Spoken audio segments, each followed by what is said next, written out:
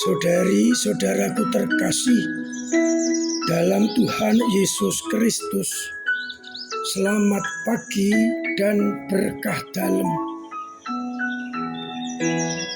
Kita berjumpa kembali dalam renungan harian Rabu 24 Juli 2024. Seperti biasa, permenungan kita dasarkan pada bacaan hari ini. Dalam bacaan yang pertama dari kitab Nabi Yeremia bab 1, digambarkan bagaimana Yeremia dipilih menjadi Nabi Allah untuk menyampaikan sabda-sabda Allah kepada bangsa Israel.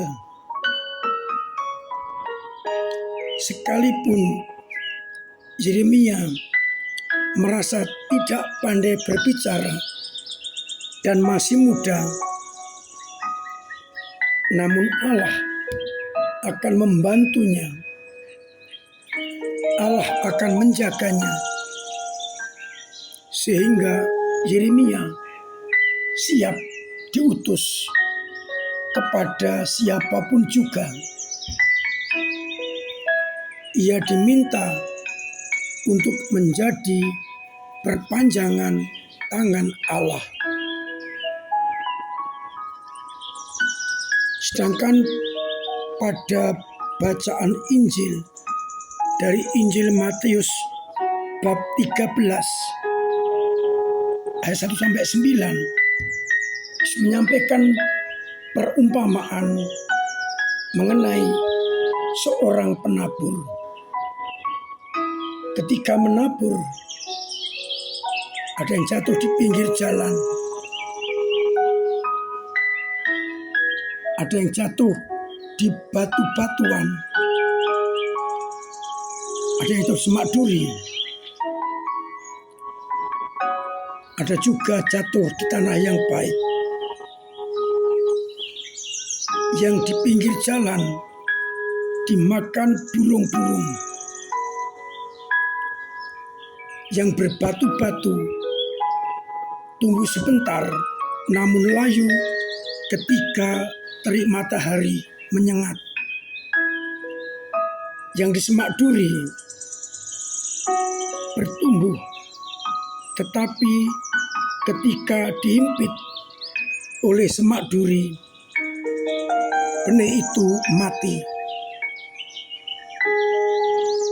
Sedangkan yang jatuh di tanah yang baik menghasilkan buah 100 kali lipat, 60 kali lipat, dan 30 kali lipat.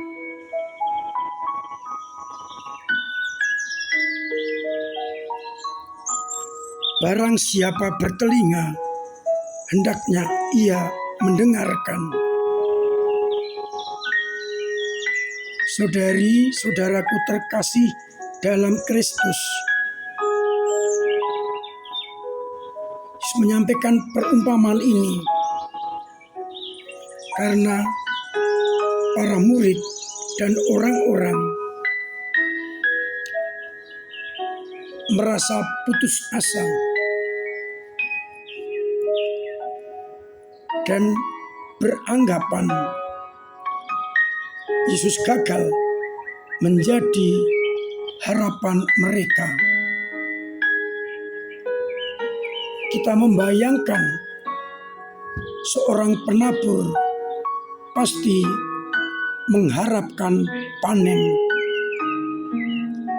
Tetapi ketika jatuh di batu-batuan dan dimakan burung, orang putus asa. Demikian pula yang jatuh di batu-batuan ada harapan, tetapi akhirnya juga tidak menghasilkan buah. Sama yang jatuh di semak duri tumbuh, tetapi dihimpit oleh semak duri dan mati dengan tidak menghasilkan buah. Namun perlu diingat, ada yang jatuh di tanah yang baik, yang menghasilkan buah berlipat-lipat. Saudara-saudaraku terkasih, menaburkan kebaikan di tengah masyarakat, tentu harapannya masyarakat menjadi baik. Namun yang terjadi seperti perumpamaan, harapan itu tinggal harapan. Artinya, benih kebaikan yang kita taburkan tidak menghasilkan buah. Maka seringkali kita putus asa dan tidak mau lagi menaburkan kebaikan. Kita diingatkan oleh Yesus, meskipun nampaknya gagal, jatuh di pinggir jalan dimakan burung, jatuh di batu-batuan, kena terik matahari lalu mati, jatuh di semak duri dan dihimpit lalu mati. Tetapi pasti akan ada yang jatuh di tempat yang baik, menghasilkan buah berlipat-lipat. Maka kita tidak boleh putus asa dan berhenti untuk menyampaikan sabda Allah, kebaikan-kebaikan Allah, yang meskipun gagal, namun kita terus diminta menaburkan kebaikan itu. Kita yakini pasti akan ada yang jatuh di tanah yang baik, menghasilkan buah berlipat-lipat.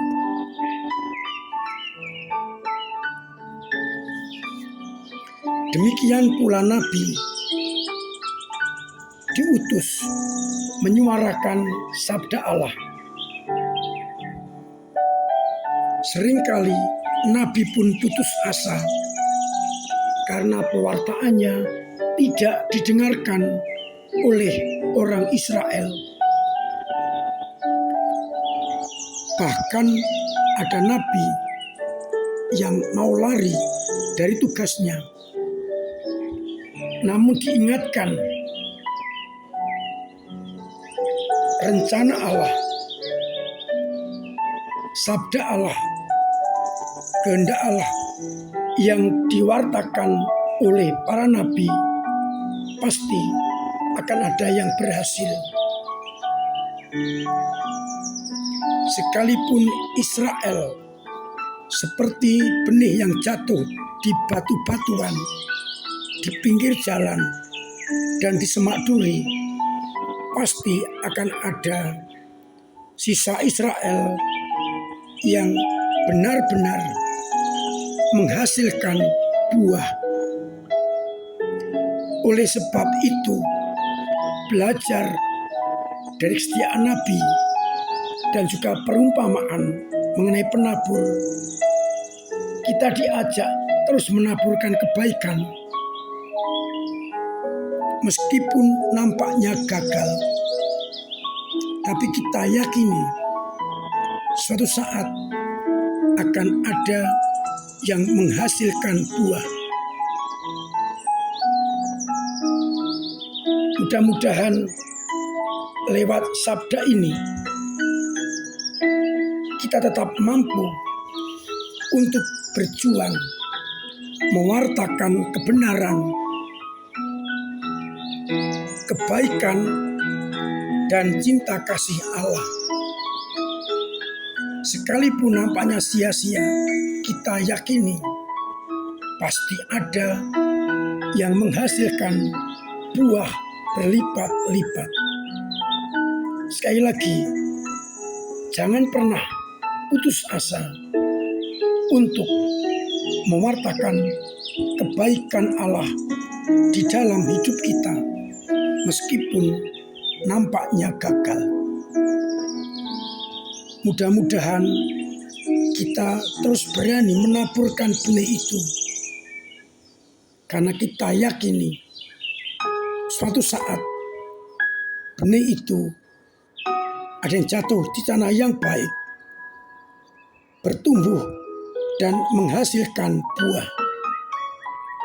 Tuhan memberkati kita sekalian. Amin. Marilah kita berdoa. Bapa yang penuh kasih, kadang kami putus asa, ngelokro, karena perbuatan baik kami seakan-akan tidak menghasilkan buah.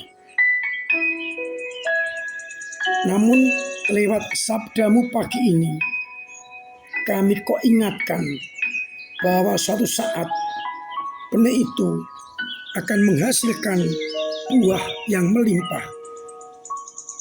Maka kuatkan kami untuk terus menaburkan benih kebaikan.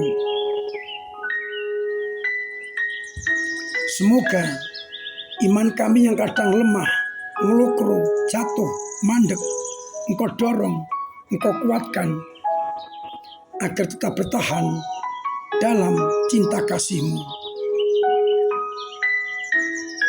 Semoga umat-Mu yang sakit Engkau sembuhkan, yang punya beban berat Engkau ringankan, yang punya persoalan Engkau bantu untuk mengurainya, dan yang kesulitan ekonomi, usahanya Engkau beri keberhasilan, agar akhirnya iman kami semakin tebal, semakin mendalam, semakin kuat, meskipun nampaknya tindakan kebaikan kami tidak didengarkan oleh orang lain. Namun belajar dari perumpamaan, kami kau yakinkan suatu saat pasti ada yang menghasilkan buah-buah cinta kasih. Untuk itu sertai kami dengan berkat-Mu sendiri, Bapa dan Putra dan Roh Kudus. Amin. Saudara-saudaraku terkasih, tetap saya ajak, saya ingatkan, saya dorong untuk memiliki pola hidup yang sehat dengan mematuhi protokol kesehatan, agar kita terhindar dari berbagai macam penyakit, terutama dari virus corona. Kalau kita sehat, keluarga sehat, lingkungan sehat, dan akhirnya semuanya sehat. Terima kasih untuk peran panjenengan dalam gereja, lewat doa-doa,